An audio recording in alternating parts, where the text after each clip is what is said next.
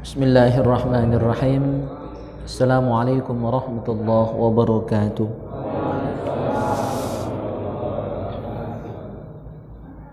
Alhamdulillahilladzi an'ama 'alaina ni'aman katsira. Asyhadu an la ilaha illallah wahdahu la syarika lah wa asyhadu anna sayyidana Muhammadan 'abduhu wa rasuluhu la nabiyya ba'da. Allahumma salli wa sallim ala sayyidina Muhammad wa ala alihi wa sahbihi wa mawalah, amma ba'du.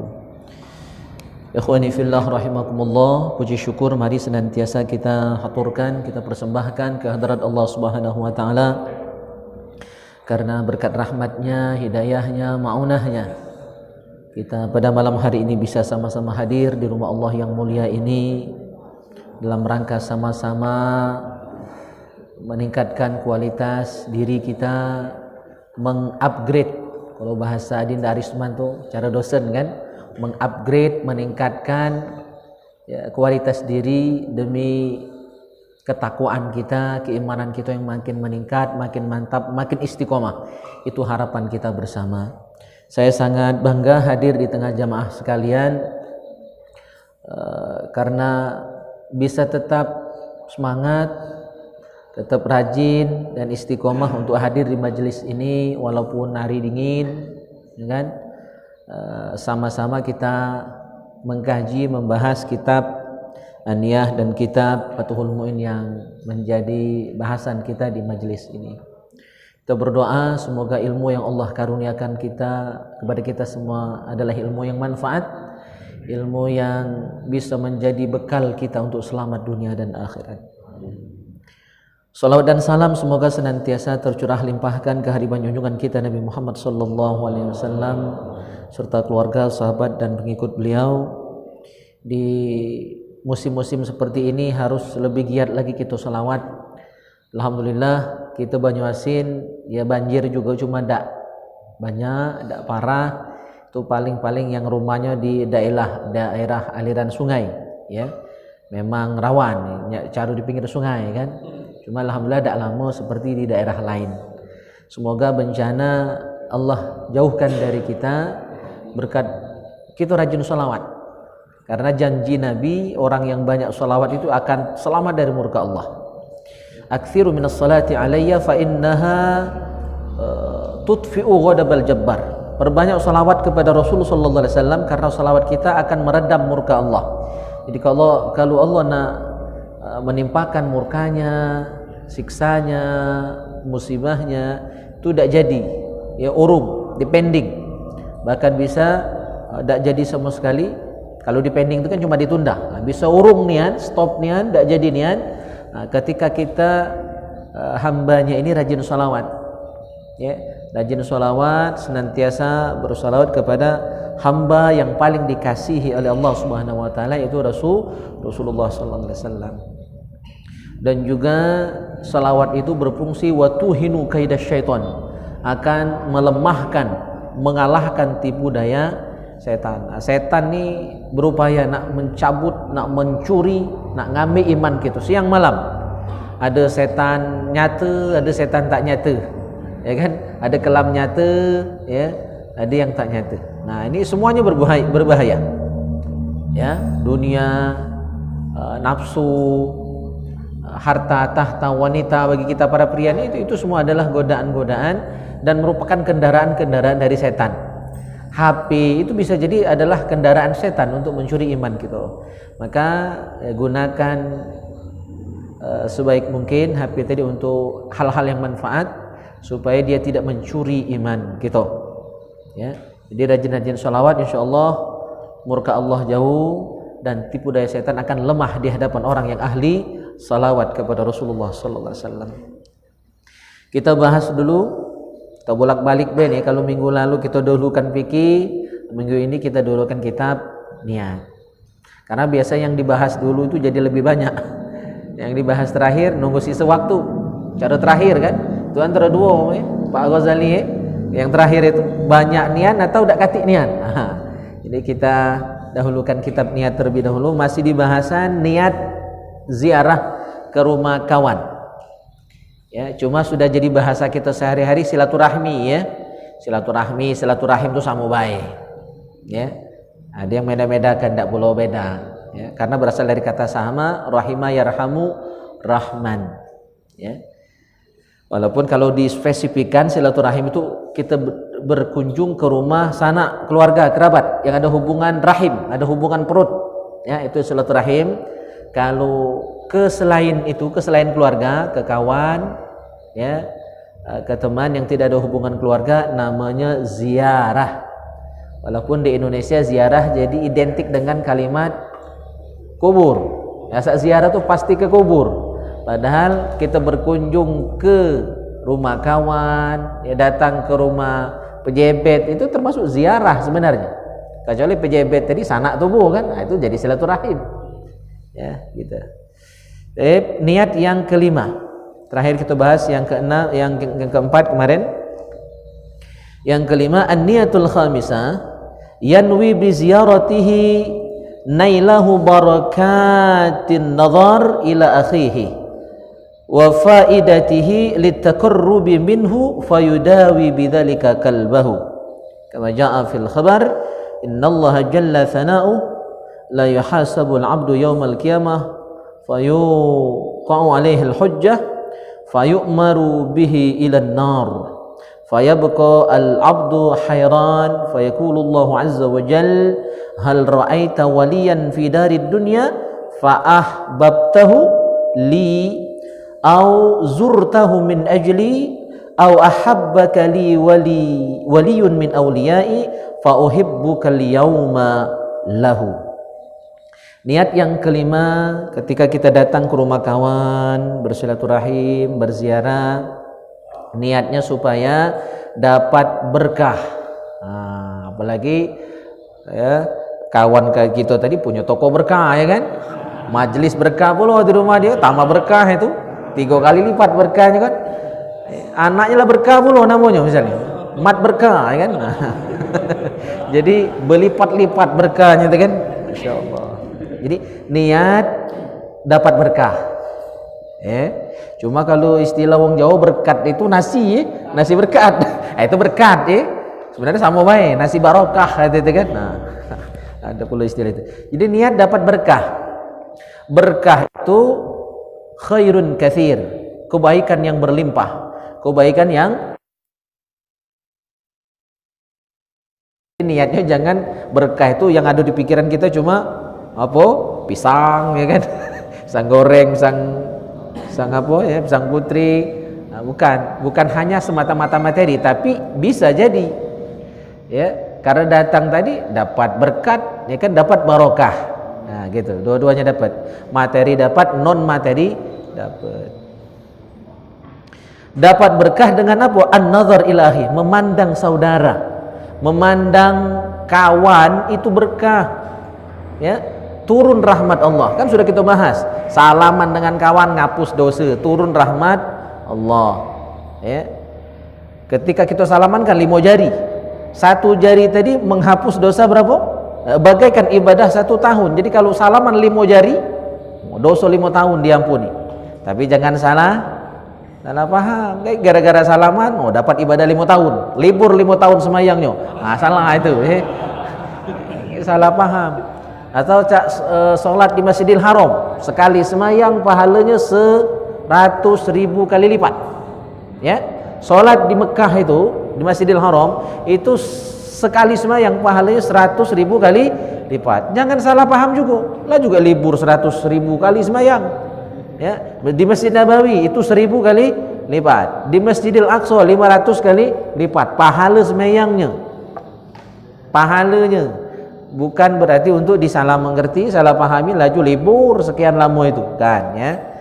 Nah, jadi yang pertama dari niat yang kelima ini, niat kita memandang kawan supaya berkah untuk kita dan dia, dapat kebaikan.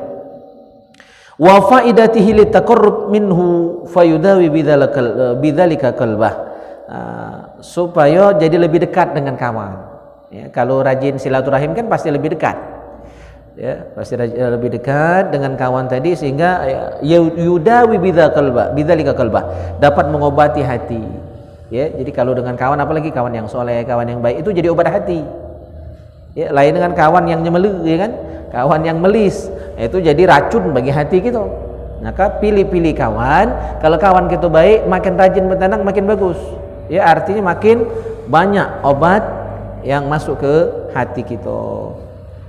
Nah, sesuai dengan firman Allah, ini faidah kawan yang baik. Ya. Di akhirat kaki pacak nolong kita. Disebutkan bahwa Allah Subhanahu wa taala menghisap seorang hamba pada hari kiamat nanti. Dihisap ternyata banyak dosa. Ya, oleh karena banyak dosa memang ini yu'maru bihi ilan nar, diperintahkan untuk dimasukkan ke neraka karena banyak dosa. Fayabqal abdu hayron, maka bingunglah ya hamba ini. Karena dia masuk neraka, diponis masuk neraka, tentu kan pening kepalanya, puyeng. Ya, galau, stres, susah, ya, karena bakal dihukum masuk neraka.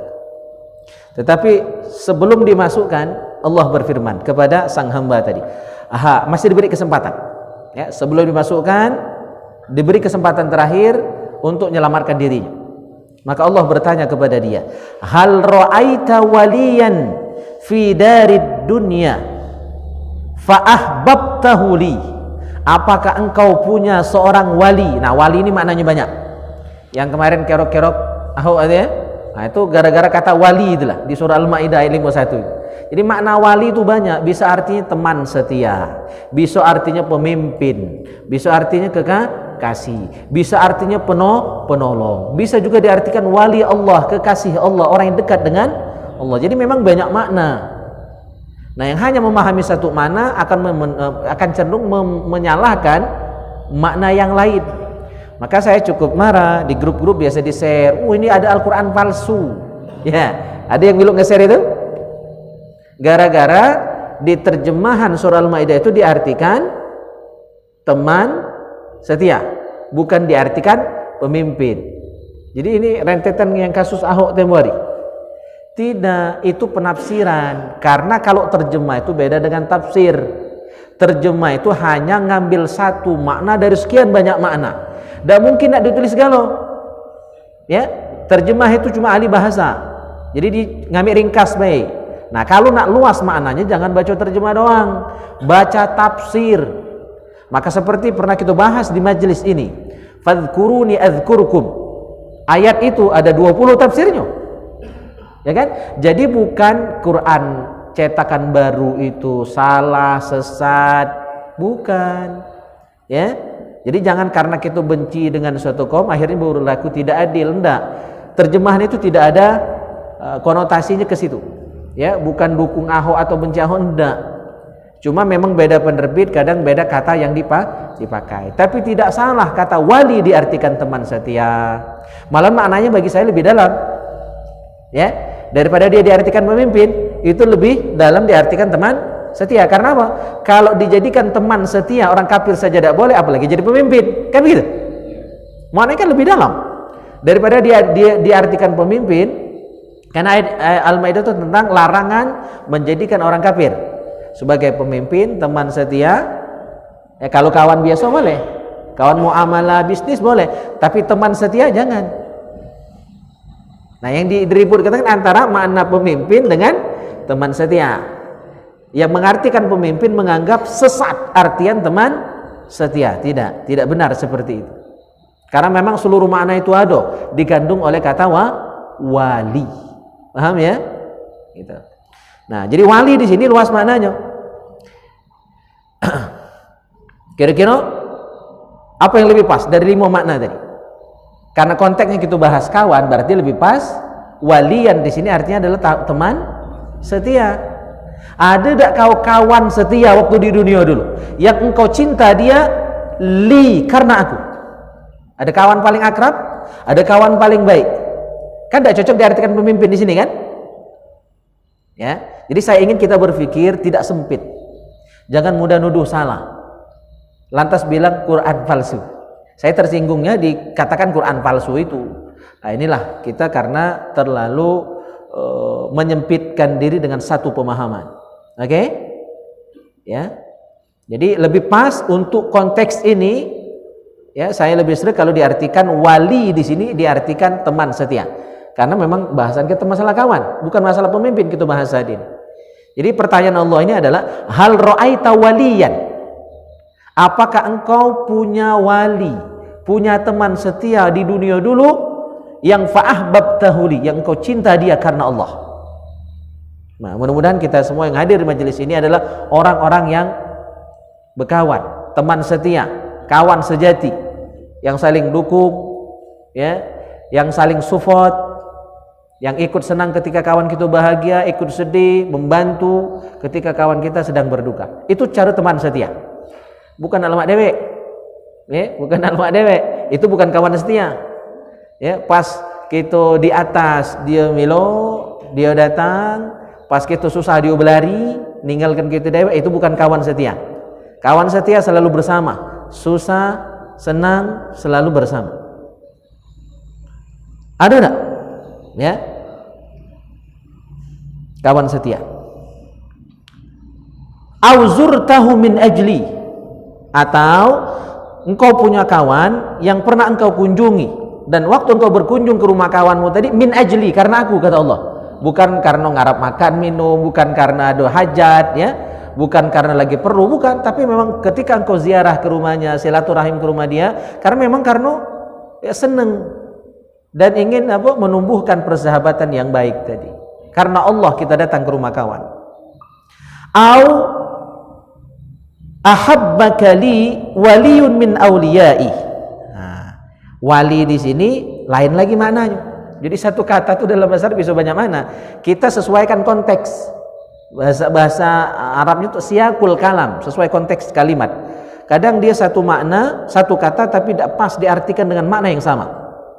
Nah, kalau yang kalimat ini au ahabbaka li waliyun min auliyai, tidak cocok kita artikan kawan setia. Wali di sini artinya adalah kekasih Allah, wali Allah. Atau mungkin engkau disenangi, disayangi oleh salah seorang wali Allah, kekasih Allah. Oh, luar biasa kan? Dicintai kawan biasa lagi luar biasa, dapat fadilah dunia akhirat, apalagi dicintai, disenangi wali Allah, kekasih Allah. Kekasih Allah, orang yang dekat dengan Allah, sayang, senang sama kita, Masya Allah. Maka salah satu dari tiga ini pacak nolong. Kita cinta kawan karena Allah. Yang kedua, kita berkunjung, berziarah ke rumah kawan karena Allah. Dua hal yang berbeda itu kan. Yang ketiga, wali Allah senang sama kita, ulama senang sama kita. Apa kata Allah?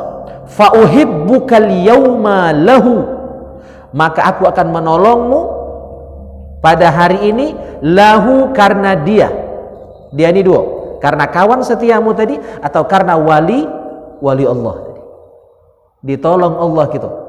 Nah, mamang ini tadi udah diponis masuk neraka karena banyak dosa, tapi kalau dia punya salah satu dari tiga ini, Allah selamatkan dia, tidak jadi masuk neraka. Nah, pilihlah, punya teman setia, ya, atau ulama, wali Allah, kekasih Allah senang sama kita, atau kita yang senang sama wali Allah. Itulah penolong kita. Itu berkah yang dimaksud. Ya, itu berkah yang dimaksud. Wakila, diriwayatkan bahwa lamma danat wafatul Hasan al-Basri qila lahu. Diriwayatkan ketika Hasan al-Basri, ini seorang tabi'in, ya, yang sangat saleh, yang tinggal di Basra, sehingga nama beliau diidentikan dengan nama dusunnya Al-Hasan Al-Basri. Jadi Basri itu nama tempatnya.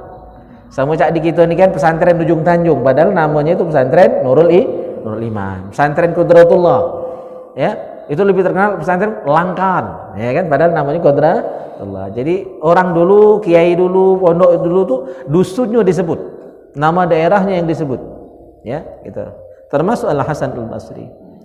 Qila lahu, ketika beliau sudah menjelang wafatnya, beliau ditanya, hal tashtahi syahwatan, ada keinginan terakhir apa tidak, wahai Al-Hasan Al-Basri? Qala na'am, ya, kata beliau. Keinginan terakhir beliau adalah nazratan ila wajhi Yusuf bin Asbad. Keinginan terakhirku adalah ingin melihat Yusuf bin Asbad. Yusuf bin Asbad ini seorang ulama, wali Allah, kasih Allah. Jadi keinginan beliau Ya, kalau kita mungkin keinginan terakhir nak minum teh kan, nak makan apa? Gorengan misalnya. Beliau ini hajat terakhirnya nak jenguk kawannya yang ulama, yang kekasih Allah. Ya, insyaallah. Wa qala Ja'far bin Sulaiman, berkata Ja'far bin Sulaiman, kuntu idza wajadtu fi nafsi fatratan nazartu ila Muhammad bin Wasi nazratan fa'amalu ala dhalik. Kata Ja'far bin Sulaiman, ketika aku merasa lemah, lesu, males nak ibadat, kan ada saatnya gitu, siapapun kita, terus terang termasuk saya, ya, pasti ada saat-saat kita sungkan. Akan tiba saat-saat dak lemah, males, lesu, sungkan itu ya. Nah, Ja'far bin Sulaiman ketika saat itu datang, sungkan tadi datang, kata beliau, nazartu ila Muhammad bin Wasi, maka beliau melihat temannya yang soleh yang bernama Muhammad bin Wasi. Setelah melihat temannya tadi, fa'amalu ala dzalik, maka beliau jadi beramal, ya, jadi rajin beramal, jadi semangat ibadat karena nyengok kawannya tadi. Maka itulah guna kawan yang soleh. Kita ini mungkin sungkan sembahyang kan pas di masjid, gawe kita mungkin ngotak-ngatik HP ya kan, ngotak-ngatik HP. Kawan tadi ngaji, yuk kawan tadi ngaji, nyamuk ngigit, masih tak peduli kan, malu gitu nih, melok pula ngaji gitu nah. Jadi ada magnet, ya, daya tarik sehingga kita ikut gawe kawan tadi yang positif. Ya, cuma kalau berkawan yang main HP sudah masing-masing main HP kali, ya kan? Jadi pilihlah magnet-magnet yang positif. Jadi kawan itu pacak narik kawannya. Kalau kawan jahat narik gawe jahat. Kalau kawan baik narik gawe baik, ya kan? Berkawan tukang cukur, pacak cukur gratis, ada ya? Ngapa laju ke sana itu ya? Ya, berkawan dengan apa? Yang ngarang kitab, ngarang buku, ya kan? Pacak dapat kiriman bukunya, kan? Nah, aku lah banyak 3 lah dapat, tak galak dibayar pula kan cuma kawan ni. Masya Allah. Jadi pilihlah berkawan yang baik ya. Berkawan dengan tukang minyak wangi, miluk wangi, walaupun tak meli, ya kan? Walaupun tak meli, cuma meli, oi. Tentang kawan nak gratisan terus ya. Bisnis kawan-kawan ya. Cuma kalau kawan nak beri diskon, alhamdulillah, ya kan? Masa nak tu lah namanya tu ya.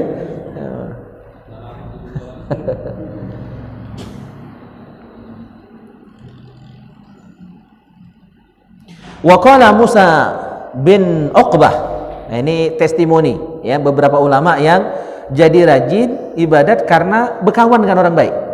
Nah, ini kisah dari Musa bin Uqbah. Kata beliau, kuntu alqal akh min ikhwani marratan fa'akimu amilan biliqaihi ayyaman. Aku berjumpa dengan salah satu temanku, saudaraku, ya. Nah, sekali aku berjumpa dengan dia, fa'akimu amilan biliqaihi ayyaman, maka aku jadi rajin ibadah, ya, jadi gemar ibadah, jadi bersemangat dalam ibadah itu selama beberapa hari, gara-gara ketemu kawannya tadi. Ada kawan modelnya itu? Udah ketemu? Nah, itu jangan jauh-jauh dari kawan yang demikian. Jadi asal bersama dia itu pokoknya nak beribadat baik. Contoh nyatu tuh ini, kita musafir, berjalan, pergi naik mobil misalnya, kalau sopirnya itu tidak ngerti agama, azan lewat baik. Ya udah, kaget weh, lewat 3 semayang lewat. Ya, itu kalau sopir, kalau kawan yang bawa mobil tadi tidak ada ahli ibadat. Cuma kalau dia ngerti agama, rajin ibadah, nengok jam, udah lama lagi kita mampir di masjid depan lagi. Itu contohnya tuh. Ya, berkawanlah dengan kawan-kawan yang itu, yang mengingatkan kita untuk rajin ibadah. Ya.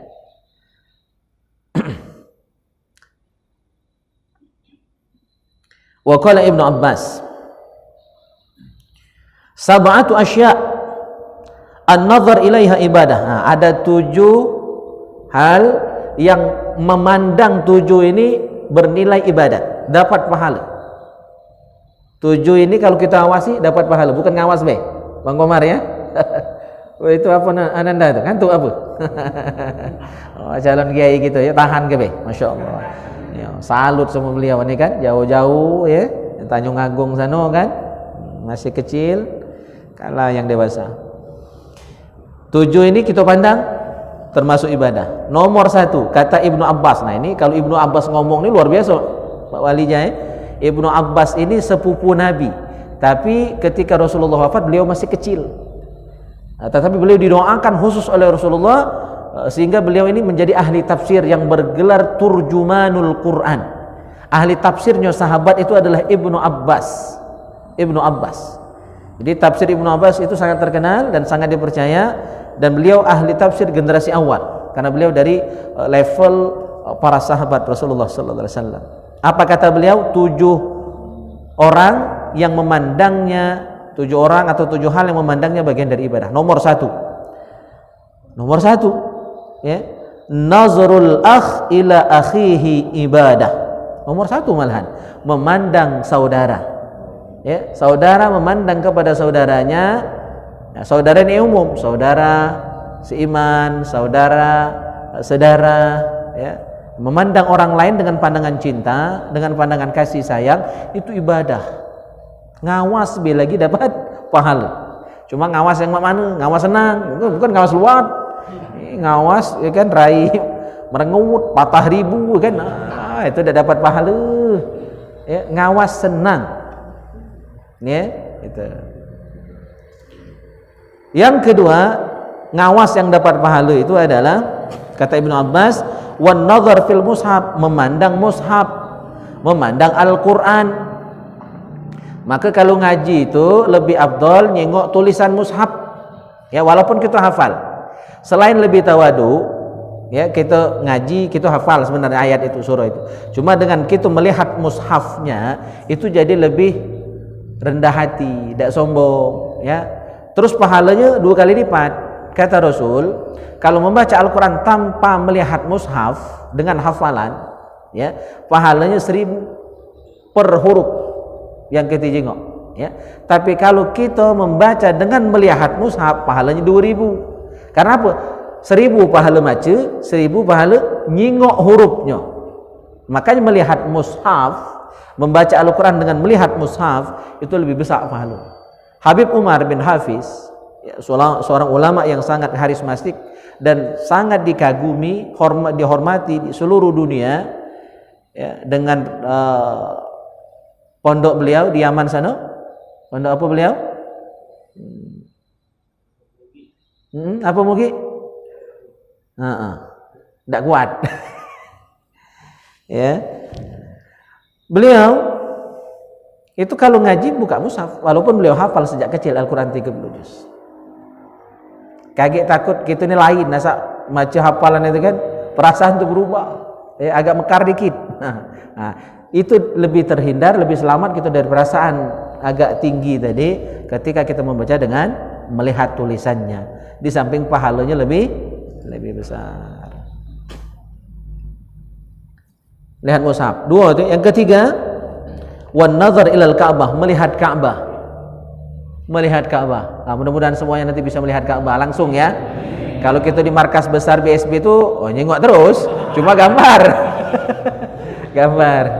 Ya, guru-guru kita, guru saya di Palembang Ustadz Ahmad Syafi'i Yunus, Ustadz Taufik Hasnuri, Ustadz Nawi Denci, itu di rumah beliau rata-rata punya poster besar Ka'bah. Ya, teblebik di ruang tamunya itu. Ya, Risman ya, itu ada. Itu memandangnya itu ibadah. Jadi memunculkan kerinduan pengen haji, pengen umroh ya. Jadi lebih semangat. Makanya orang pergi haji itu tidak pernah malak. Dipertanyakan imannya kalau, udah galak lagi aku pergi haji, malak pergi haji. Dah kati orang ngomong itu. Rata-rata pengen lagi. Oleh diatur oleh pemerintah. Kalau tidak diatur, boleh bebas pergi haji tiap tahun, umroh tiap bulan, kurasa tak muat-muat lagi Masjidil Haram itu. Karena manusia banyak maka diatur oleh pemerintah Saudi dan pemerintah masing-masing negara. Ya, itu diatur. Jadi melihat Ka'bah secara langsung itu ibadah. Ya, mudah-mudahan kita pacak berangkat bareng kakek ya. Amin. Kumpul kelah. Cuma yang gujang bini dulu kalau baca. Jadi ajak bini bagi kakek kan. Nabunglah dulu. Iya, jangan sibuk berkeliling ya kan. Terus bini belum.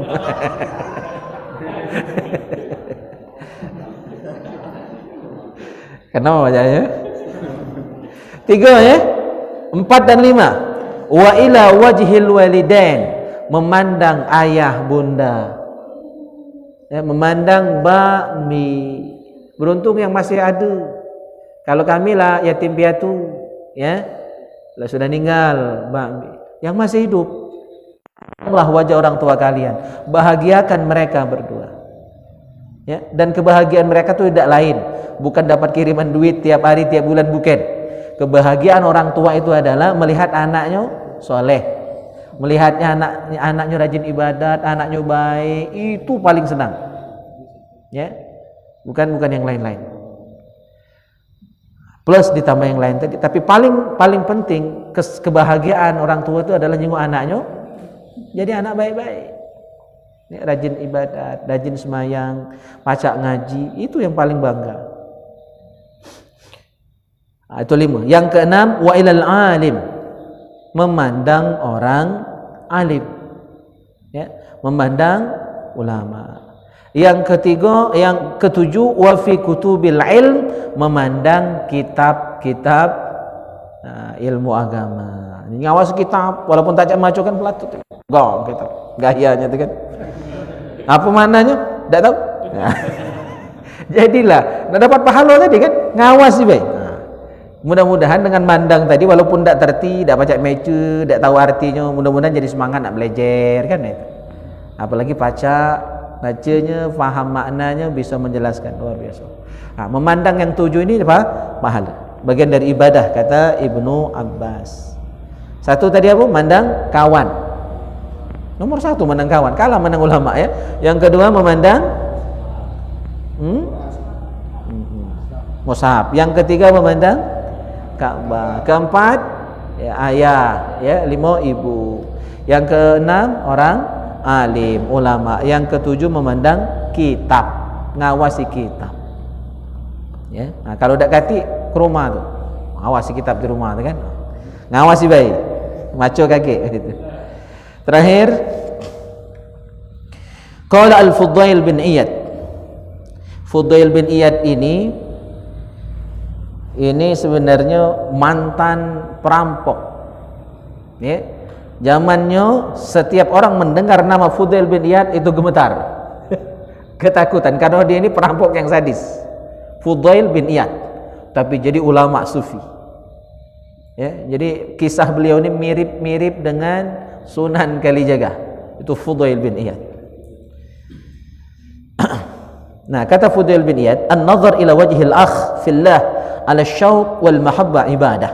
Memandang wajah saudara, ya, seiman, saudara karena Allah, ya, dengan penuh rindu dan cinta, itu ibadah, kata beliau. Ya, ibadah. Wa qala Al-Hasan Al-Basri, liqa'u ikhwanina fillah ahabbu ilaina min liqa'i ahlina wa auladina. Oh, ini lebih ekstrim lagi nih. Kata Hasan Al-Basri, berjumpa dengan kawan itu, kawan karena Allah ya, kawan yang soleh, itu lebih aku senangi, kata beliau, daripada jumpa dengan anak, dengan keluarga dan anak. Ngapa? Kalau kita mungkin tidak sampai selevel ini ya, cinta kita dengan kawan ya. Karena beliau mengatakan, li'anna ahlana yadhkuruna bid dunya. Kalau keluarga, nyengok anak, nyengok bini, apa yang terkenang? Dunia. Ya dak? Nyengok anak itu kan dunia. Dia nak makan apa? Ya, sekolah mak mano, bajunya lah buruk. Jadi rata-rata dunia yang kita ingat ketika nyengok bini. Lagi nyengok bini kan. Itu dunia yang terbayang, ya dak ya? Dunia. Nyengok anak itulah. Tetapi ketika wa ikhwanuna, kita melihat saudara seiman yang soleh, nyengok kawan di masjid yang semayang, kita tadi duduk baik kan, nyengok kawan yang rajin ibadat itu, yadhkuruna bil akhirah, mengingatkan kita akan akhirat. Ya, kecuali anak bini kita tadi soleh-solehah kan, ayo terpikir kan dunia akhirat ya kan. Gitu. Masya Allah ya. Oke, ini bahasan terakhir kita. Sebelum kita lanjut ke fikih, ada yang nak ditanyakan? Cuma jangan salah paham yang terakhir tadi, laju benci dengan anak bini ya, bukan itu maksudnya. Ya. Cintai semuanya, cintai anak istri karena Allah, cintai kawan juga karena Allah. Cuma ini kan pada umumnya. Ketika kita melihat keluarga, lebih banyak terkenang urusan dunia kan, nyingok beras habis, kan, nyingok pakainya lah buruk, jadi dunia. Tetapi ketika melihat orang soleh, pikiran kita melampaui ke akhirat. Ya, kita ingat jadi pengen nambah ibadah, gitu. Baik. Allah.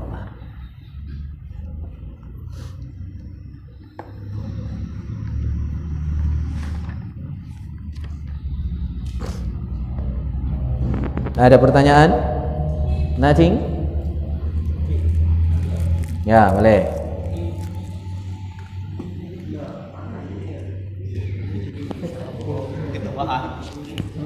Assalamualaikum warahmatullahi wabarakatuh. Tat, pengen nanya Tat. Tapi ini agak melenceng dari topik Tat. Ya. Tidak apa-apa Tat ya. Aku ini Jumat kemarin jadi musafir Tat. Jadi sholat di salah satu masjid kan. Pas dengar khutbah, pas dia baca ayat suci Al-Quran, itu ta'awusnya cuma a'udzubillahi minasyaitonirrajim aja Tat. Jadi bismillahnya ndak ada. Pikirku apa kelupaan. Rupanya sampai setelah selesai khutbah itu terus dibaca a'udzubillah terus, tapi bismillahnya nggak ada Tat. Nah, terus Waktu khutbah. iya. Nah, apakah itu boleh Tat atau gimana Tat ya? Nah, terus yang kedua Tat, begitu imam setelah baca doa iftitah, kami kan setengah jalan iftitah, dia baca enggak Al-Fatihah Tat. Jadi langsung ayat pendek. Fatihah dia baca. Iya. Jadi jemaah subhanallah subhanallah subhanallah. Terus masih tidak dengar, terus hajar terus. Terus Al-Fatihah kata jemaah kan. Baru ingat si imam. Apakah itu batal atau tidak Tat? Nah itu, jadi bingung kita Tat. Itu aja Tat. Assalamualaikum warahmatullahi wabarakatuh. Iya. Waduh, gawat itu ya. Lo nemu itu. Yang pertama masalah ta'awuz. Dalam khutbah, dalam ceramah, dalam kultum, dalam pidato yang mengutip ayat-ayat Allah. Sudah saya buat status saya di Facebook, di grup MUI juga sudah saya share, bahwa ulama memandang itu kurang bagus. Jadi kurang adab. Kontradiksi antara ucapan ta'awuz dengan qala Allah Ta'ala. Karena biasanya ketika orang mengutip ayat Allah akan mengatakan kalimat awalnya apa? Qala Allah Ta'ala kalau dalam bahasa Arab. Atau diterjemah dalam bahasa Indonesia, Allah Subhanahu wa taala berfirman. Lantas dia menyebutkan a'udzubillahi minasyaitonirrajim baru baca ayat. Itu kurang adab. Karena kontradiksi antara kalimat qala Allah dengan a'udzubillah. Allah berfirman lantas dia berlindung kepada Allah dari setan. Apa itu maknanya? Nabi bahkan pernah menceraikan seorang wanita yang beliau nikahi. Waktu mau dicampuri oleh Rasulullah, wanita tadi ngomong a'udzubillahi minka. Nak dicampuri Nabi, wanita itu ngomong a'udzubillahi minka. Tak jadi Nabi campur, cerai saat itu juga. Paham maksudnya? Saking tidak bagus ya, karena itu kalimat menolak hal yang buruk ya. Jadi kalau sebelum membaca firman Allah dibacakan ta'awuz ya, maka itu hal yang tidak elok. Kalau diawali kalimat qala Allahu Ta'ala atau Allah berfirman. Harap dibedakan dengan ngaji. Kalau ngaji kan tidak mungkin qari ngomong qala Allahu Ta'ala fil Qur'anil Karim a'udzubillahi minasyaitonirrajim. Kan tidak. Dia langsung ta'awuz. Beda ya? Jangan disamakan. Kaget kamu orang ngaji kamu salah ibu loh. Bukan, ini kasusnya beda. Dalam ceramah, dalam khutbah, dalam kultum, dalam pidato yang mengutip ayat Al-Qur'an, maka lebih baik tidak menggunakan kalimat ta'awuz. Langsung saja ayatnya. Ya, paham? Kecuali ngaji, hanya baca Al-Quran saja. Atau dalam sholat, sebelum Al-Fatihah, sebelum baca surah, itu sunnah baca ta'awuz secara sir. Paham bedanya? Jangan dipukul rata ya. Tidak dipukul rata. Yang kedua, masalah lupa Al-Fatihah tadi. Al-Fatihah rukun sholat. Kalau lupa dan tidak segera disusulkan, tidak segera diulangi bacaan Al-Fatihahnya, maka sholatnya batal. Nah, tadi untungnya dibaca. Cuma setelah siru dulu, ya kan? Larami, ya. Sampai-sampai ada jamaah yang ngomong Al-Fatihah. Nah, itu habis kesel tuh ya. Al-Fatihah. Ya, imam tadi ya lupa, wajar, ya kan? Cuma makmum tadi yang ngomong Al-Fatihah tadi itu batal. Ya. Ngomong dalam sholat itu dianggap. Jadi seharusnya dia tidak ngomong Al-Fatihah, tetapi dia baca bismillah secara harus. Bismillahirrahmanirrahim. Alhamdulillahi rabbil alamin. Jadi dia kuatkan bacaan Al-Fatihah dengan tujuan supaya imam juga baca Al-Fatihah. Gitu. Jadi bukan dengan cara menegur seperti itu. Al-Fatihah, ya. Itu tinggal masalah teknis, ya. Karena Al-Fatihah itu bukan zikir, bukan ayat Al-Quran juga. Dalam sholat hanya boleh dua macam. Isi sholat itu cuma dua, tilawah atau qiraah dengan zikir. Selain dua ini dilarang dalam sholat itu, termasuk berdehem. Tapi niatnya ngomong, niatnya negor imam, mam panjangin ayat kau tuh. Makin ada kadang. Jadi kami imam ini kadang-kadang ketika makmum berdehem itu agak jadi was-was. Apa kehendak makmum tuh kan? Nah, kalau deheman makmum tadi maksudnya negor, berarti kan ada niat ngomong, bisa batal. Kecuali di berdehem darurat karena batu, karena ada dahak di sini, itu dimaklumi. Cuma kalau berdehem dengan tujuan ngomong, itu bisa masalah, ya. Gitu. Ya, karena sudah. Salat Jumat itu tidak bisa mufarokoh, ya, karena dia wajib berjamaah. Maka seandainya tadi tidak diteruskan, tidak dibaca Al-Fatihah, berarti salat itu batal. Salat itu batal, maka sudah salat itu ya salat zuhur, karena salat itu tadi tidak sah. Jadi sholat Jumat itu kalau dia batal tidak bisa diulang, itu masalahnya. Ngapa tidak bisa diulang? Karena jarak antara khutbah dengan sholat itu tidak boleh lebih dari 2 rakaat dengan kecepatan sedang, artinya sekitar 2 menit. Nah, kalau sholat itu sudah berjalan, ya, sholat itu sudah berjalan, sementara ada hal yang membatalkan sholat, maka sholat itu batal saat itu dan tidak bisa sholat Jumatnya diulang lagi, qomat lagi, sholat Jumat lagi, tidak boleh. Beda dengan sholat selain sholat Jumat. Jadi aturan sholat Jumat itu sangat ketat, karena antara kalimat-kalimat dalam khutbah harus mualat, antara khutbah pertama khutbah kedua harus mualat, antara khutbah kedua dengan sholat dengan takbiratul ihramnya imam itu harus mualat. Makna mualat itu tidak boleh ada jedah yang lama.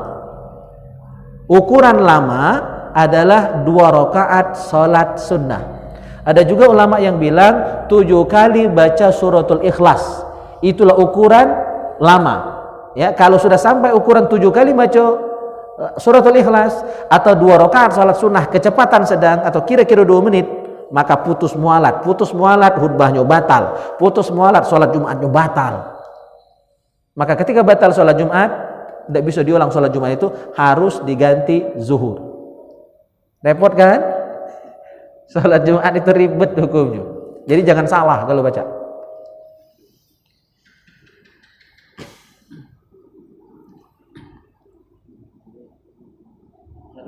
Ya.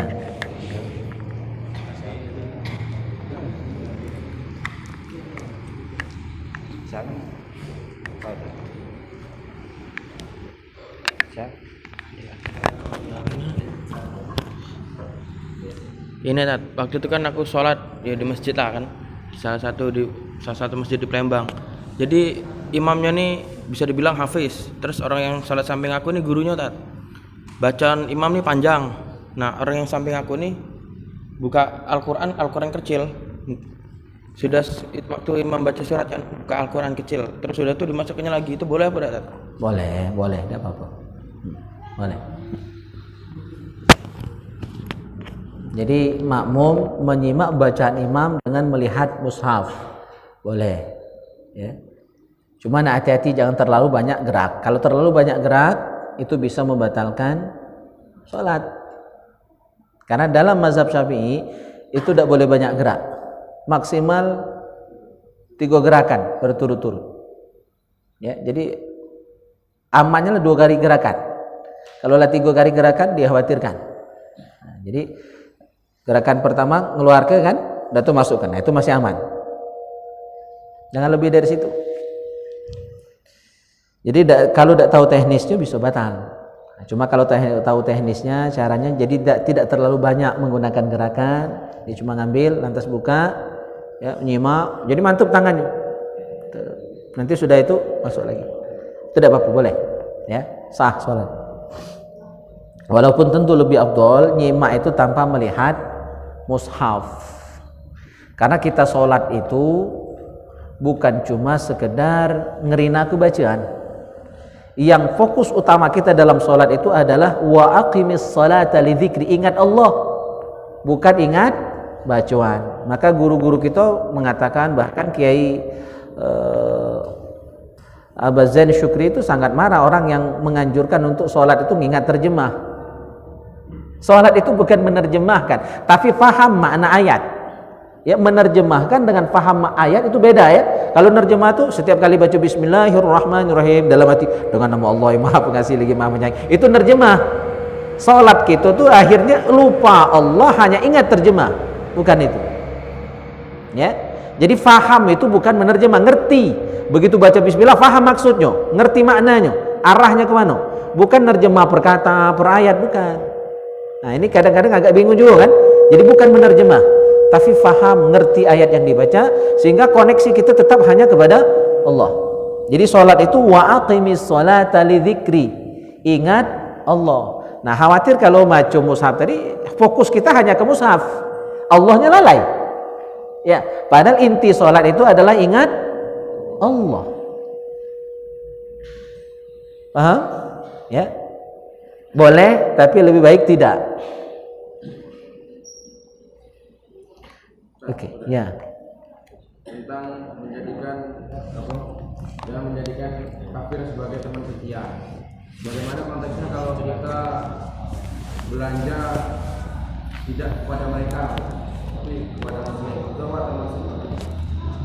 Ya, itu lebih bagus. Jadi kalau warung muslim ada, ya, ngapa pula kita nak belanja ke warung yang non muslim? Karena ya nolong saudara sendiri, membangkitkan ekonomi kaum muslimin, walaupun mahal-mahal dikit tak apa-apa. Ya, jadi niatkan belanja dan infak, sekaligus sedekah, sekaligus nolong, sekaligus menyenangkan saudara sesama muslim. Karena kan bagian dari ibadah juga idkhalus surur ala qalbil mukmin. Ya, idkhalus surur, menyenangkan orang beriman itu ibadah. Gitu. Cuma tidak haram juga. Jadi saya tidak ingin kita jatuh kepada ekstrim ya. Ya, tidak haram juga ketika misalnya barang tadi tidak kati di toko saudara kita yang muslim. Tidak haram kita nak belanja ke saudara yang non muslim. Itu dulur gitu juga, cuma beda agama. Jadi tidak sampai haram. Cuma utamakan, dahulukan ya, berbelanja di warung-warung saudara kita. Ya. Karena kalau ndak kati yang belanja ya robo lama-lama kawan kita berdagang tadi kan. Nah, jadi kita adu andil juga laju. Cuma juga kadang-kadang saudara sesama muslim ini mentang-mentang ini akhirnya laju kadang-kadang jual mahal. Kenapa kawan-kawan kita lebih banyak senang belanja dengan yang non muslim? Karena mereka ilmu dagangnya bagus. Uang kita ini jual nak mahal-mahal nian kan, barang ndak bagus-bagus nian kadang-kadang. Nah, jadi ilmu ekonomi, ilmu dagangnya orang itu kadang-kadang ya, perlu dibagusi lagi juga. Jadi sama-sama introspeksi untuk kita upayakan berdagang belanja ke warung saudara sesama muslim. Nah, yang dagang tadi juga harus introspeksi, ngapa ya kan? Sampai tetangga dewe tidak belanja di tempat kita. Mungkin ada hal-hal yang perlu diperbaiki, ya kan? Barangkali terlalu mahal atau mungkin barang jahat dia mau bagus, bersumpah-sumpah pula misalnya kan.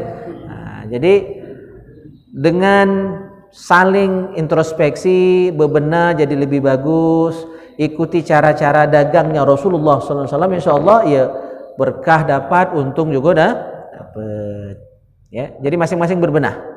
Ya, memang bagus anjuran untuk berbelanja di warung saudara sama muslim bagus.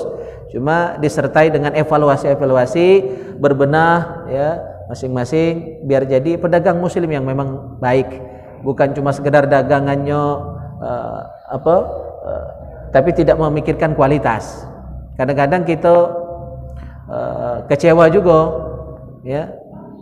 Kita kan kadang-kadang banding juga ya. Di sini kok lain barang kualitasnya ya. Nah, itu harus betul-betul dijaga kualitas itu tadi. Jangan sampai akhirnya mencoreng citra Islam itu sendiri. Kita khawatir akan menjadi kebenaran yang dikatakan oleh Syekh Muhammad Abdu, al-Islam mahjubun bil muslim. Islam itu terhijab oleh orang Islam itu sendiri. Karena perilaku kita ketika berbisnis, berdagang ya, tidak menunjukkan citra Islam, akhirnya rusak. Oh, dah lemak belanja di warung sianu walaupun dia orang Islam.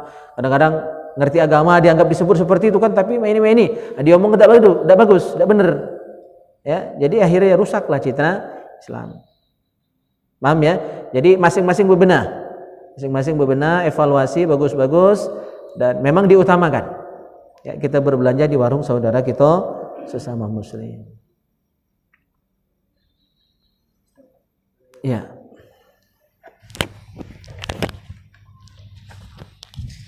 Ini nanya tentang adab wudu, Tat. Kalau berbicara pada saat wudu tuh hukumnya apa, Tat? Ada dua, tergantung kebutuhan. Kalau memang ada kebutuhan, ada hajat, ada keperluan, bahkan sangat mendesak, bisa jadi wajib ngomong saat itu. Misal ketika lagi wudu, ya, masjid tadi mungkin pinggir jalan, ada nenek-nenek mau nyebrang, atau ada orang buta mau nyebrang jalan, kita terjengok, dan tidak jauh situ mungkin ada kendaraan yang bakal lewat. Nenek tadi kalau tidak kita selamatkan, tidak kita omongi, tidak kita tegur, ya, bakal tabrak mobil atau motor misalnya. Saat itu wajib ngomong, bahkan menghentikan wudu kita, nolong nenek tadi orang buta tadi. Ya, jadi hukum itu tidak saklek ya. Pada saat ada hajat bahkan bisa jadi wajib ngomongnya, bahkan menghentikan wudunya untuk sementara waktu. Tolong dulu yang membutuhkan pertolongan tadi. Tapi ketika tidak ada hajat, kata kepentingan, kata keperluan, ngomong, ngobrol sambil wudu ya kan, kakak kikik betahuan ya kan, makruh. Ya, makruh. Jadi hukumnya bisa makruh, bisa wajib ngomong tadi, bahkan bisa haram. Mencarut lagi wudunya itu haram. Ngomong indah mencarut makruh, ya kan? Bisa wajib kalau demi menyelamatkan orang yang sedang dalam bahaya. Jadi tafsil, artinya hukumnya tergantung situasi dan kondisi.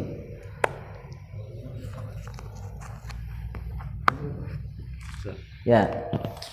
Assalamualaikum warahmatullahi wabarakatuh. Waalaikumsalam.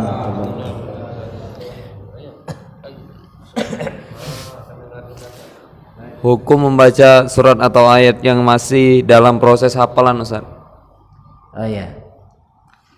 Kalau sholat sunnah dan sholat sendirian tidak apa-apa. Malah itu salah satu teknik menghafal Al-Quran, itu adalah dibawa dalam sholat. Cuma kalau nak jadi imam kaget dulu. Karena perasaan ketika sholat sendirian dengan jadi imam itu berbeda. Bahkan ayat yang sering dibaca pun bisa lupa. Kalau jadi imam. Jadi beda. Ya, atmosfernya beda. Suasananya beda. Maka kalau mau baca ayat yang sedang dihafal, yang baru hafal, belum lancar benar, ya lebih baik tidak. Bahkan bisa dihukumi haram.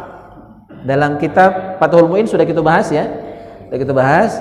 Kalau ayat itu kita yakin bakal lupa kayak.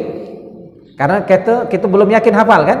Masih ngeraba-ngeraba hafal, belum lancar betul. Kita yakin ini kayak kalau kita baca dalam sholat pasti nganar, pasti nomor ya. Lantas kita bawa dengan segala keraguan kita. Kita baca ayat tadi dan jelas dan benar saja ternyata dalam perjalanan nganar nian. Ya, nomor ke sana, nomor ke sini ya kan. Ngirim ngejut ayat tadi kan. Maka haram. Karena lah tahu dari awal bakal salah. Masih dibaca. Itu haram.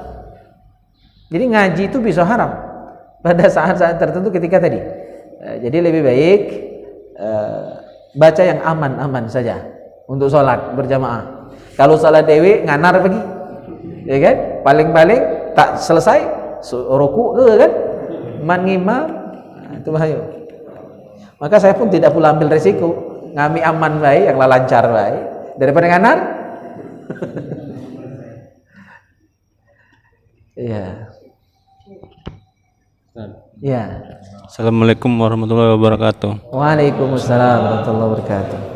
Ngomongin masalah mushaf tadi Pak Ustadz, yang kalau di HP kan ada bacaan Al-Quran kan. Kalau yang biasa kan itu nilai pahalanya gimana Pak Ustadz, yang di HP dengan di yang di itu? Oh iya iya. Insya Allah sama baik, ya. Yang ada di Al-Quran digital dengan yang mushaf langsung, insya Allah sama-sama dapat pahala. Cuma tentu lebih afdol Al-Quran yang memang mushaf, ya, karena itu murni, ya kan, tidak bercampur yang lain. Kalau HP kita tahulah dewe, ya kan, macam-macam kan. Pernah lah sekali lewat iklan-iklan tak keruhan itu, ya. Nah, jadi racok sudah HP itu. Jadi itu yang membuat HP kita walaupun ada Al-Quran jadi nilainya agak kurang, ya. Beda dengan ketika kita membaca Al-Quran melihat dari mushafnya secara langsung, ya, gitu. Jadi upayakan kalau lagi di masjid tengok mushaf. Cuma kalau misalnya lagi di pangkalan ojek, ya kan, nunggu customer, ya, nunggu pelanggan, tidak mungkin juga dapat mushaf kan. Nah, pakai HP. Jadi sesuai situasi, ya, kondisi dan tempat. Kalau di rumah lebih baik buka mushaf, ya kan. Lagi pula kalau kelemahan megang HP itu kaki radiasinya tuh tak bagus, ya Pak Yusuf, ya, tak bagus, ya kan, akan ya mengurangi juga kesehatan kita, berdampak itu bagi yang bujang-bujang juga tak bagus itu, ya, nambah masa jomblo kaki. Sibuk main HP, ya kan, pegel kan. Nah, itu gambaran dari radiasi yang dirasakan oleh tangan kita. Apalagi ditaruh di sini, itu efeknya ke jantung. Kalau dikantongi, itu efeknya ke budak itu, ya. Jadi ada penyakit aneh nanti. Jadi sesuai situasi saja. Ya, kalau di masjid, di rumah pakai mushaf. Kalau lagi di luar, ya kan, jengok Al-Quran yang ada di HP, Al-Quran digital. Tapi insya Allah kalau nilainya insya Allah sama, ya, sama-sama dapat paham. Oke, kita lanjut dulu kitab ini, ya. Fathul Mu'in, bahasan sholat jamaah sudah habis. Sekarang kita sudah bab baru, tapi masih terkait dengan sholat jamaah sebenarnya. Uzur-uzur sholat jamaah dan sholat Jumat. Artinya ketika uzur ini ada, kita boleh tidak berjamaah dan boleh tidak sholat Jumat. Jadi ini dibilang, diyakini sebagai uzur syar'i, uzur yang dibenarkan. Ketika memang ada, bukan dibuat-buat, ya, memang betul-betul uzur. Yang pertama, uzur yang membolehkan kita untuk tidak sholat berjamaah dan sholat Jumat, satu adalah matarun yabulla thawbahu, hujan lebat.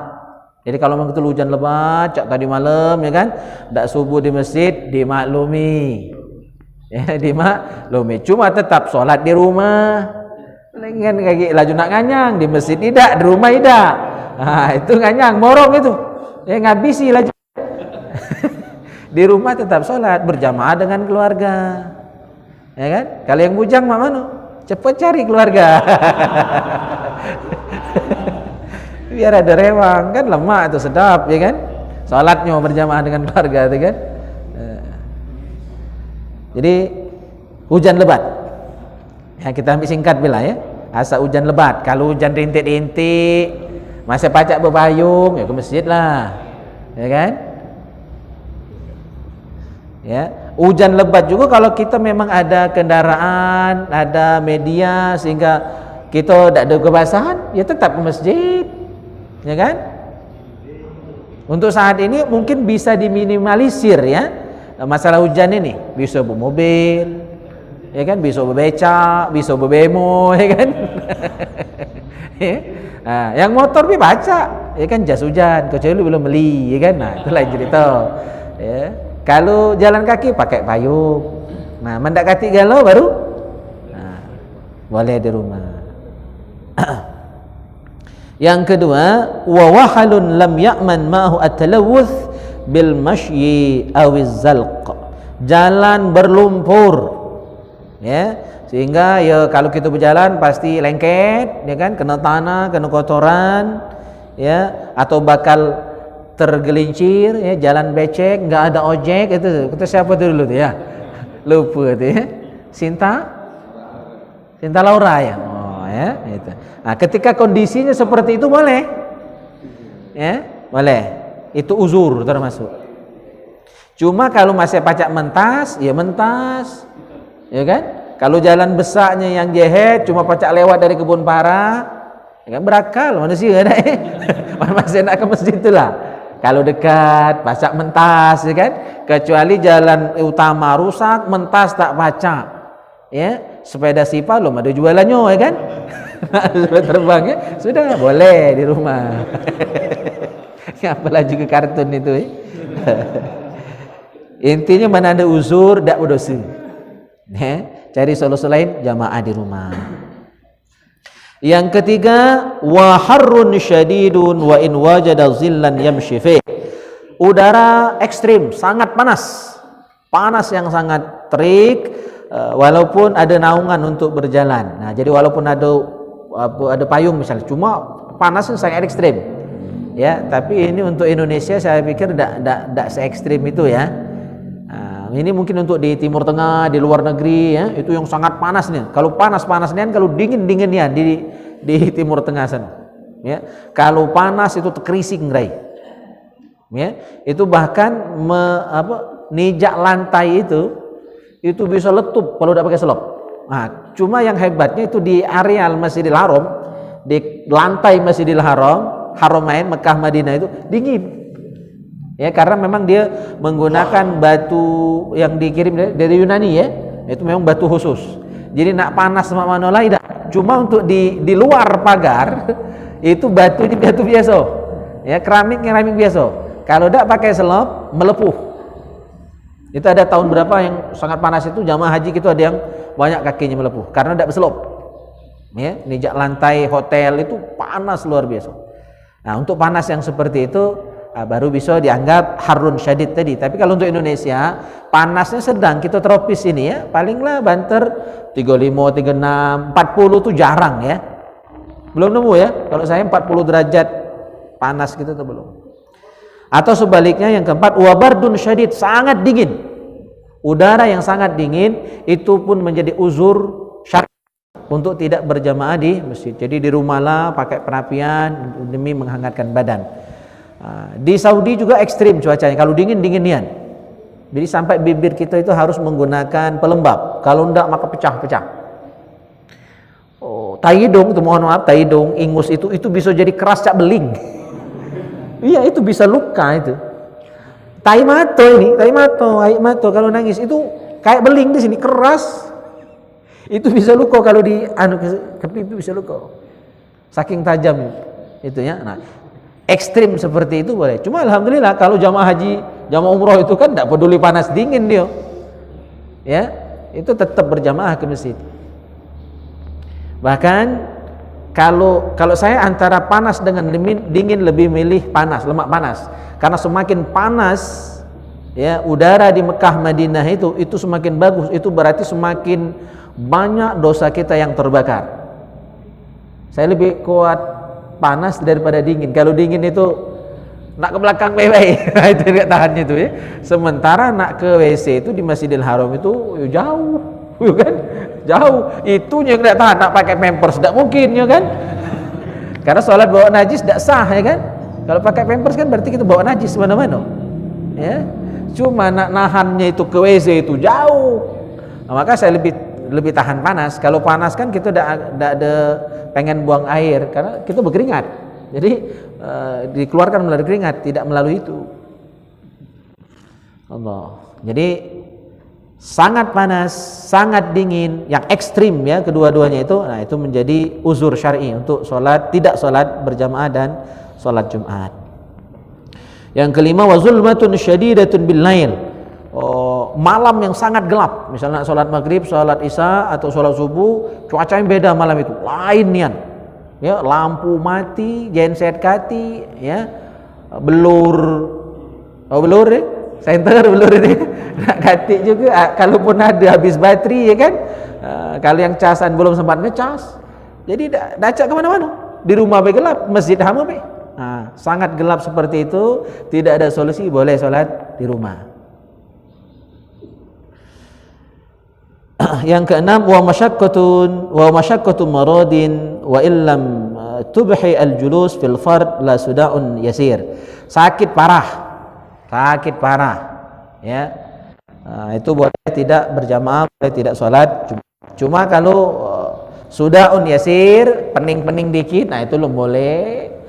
Sakit kena jerawat, kena bisul lah, itu bukan alasan baru kena bisul dikit lah tak solat Jumat ya, nah itu bukan alasan. Jadi sakit parah, makna sakit parah.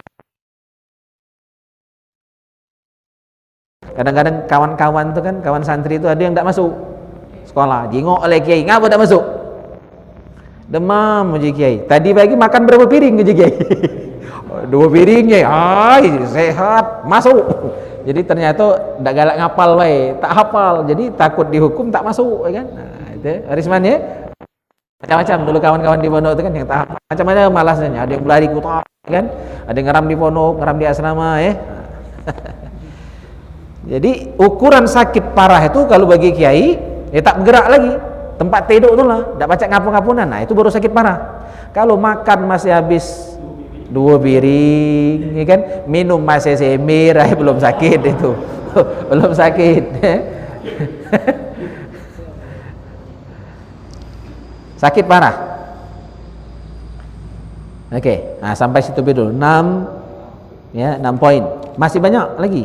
Ya, ada 15 ya uzur orang boleh tidak berjamaah dan tidak sholat Jumat di masjid. Baru kita bahas 6 dulu. Hujan, jalan sulit, berlumpur, licin misalnya, terus udara sangat panas, sangat dingin, amat gelap ya, keleman butuh ya kan, gelap itu ya. Yang keenam, sakit yang sangat parah. Sakit parah. Nah, itu boleh. Sebelum kita tutup, ada pertanyaan?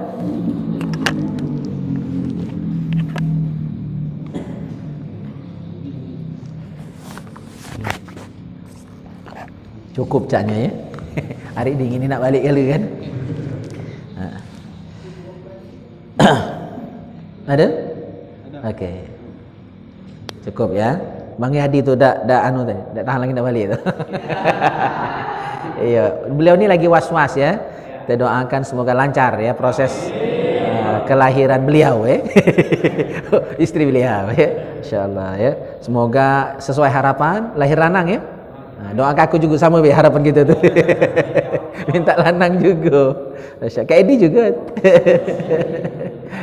Insyaallah ya, semoga semua hajat kita ya, hajat kita dikabulkan, yang buntu semoga dilancarkan rezekinya, dilapangkan, yang bujang, yang jomblo semoga dibinikan ya kan ya. Yang sedang menunggu-nunggu kelahiran bayinya, momongannya semoga disehatkan, diafiatkan, lahir selamat ya. Yang lagi nunggu momongan juga semoga diberikan ya keturunan yang soleh-soleh oleh Allah Subhanahu wa taala. Ini saja, kita tutup dengan doa kafaratul majlis. Subhanakallahumma bihamdika asyhadu an la ilaha illa anta astaghfiruka wa atubu ilaik. Bismillahirrahmanirrahim. Alhamdulillahirabbil alamin. Allahumma shalli wa sallim ala sayyidina Muhammad wa ala ali sayyidina Muhammad. Rabbana ighfir lana wa liwalidina warhamhum kama rabbawna shighara wa li jami'il muslimin wal muslimat wal mu'minina wal mu'minat al ahya'i minhum wal amwat innaka ala kulli syai'in qadir. Allahumma ighfir li ummati sayyidina Muhammad. Allahumma arham ummata sayyidina Muhammad. Allahumma astur ummata sayyidina Muhammad. Allahumma jbur ummata sayyidina Muhammad. Allahumma aslih ummata sayyidina Muhammad. Allahumma afi ummata sayyidina Muhammad. Allahumma ihfaz ummata sayyidina Muhammad. Sallallahu ala khairi khalqihi Muhammad wa ala alihi wa sahbihi ajma'in. Walhamdulillahi rabbil alamin. Taqabbalallahu minkum.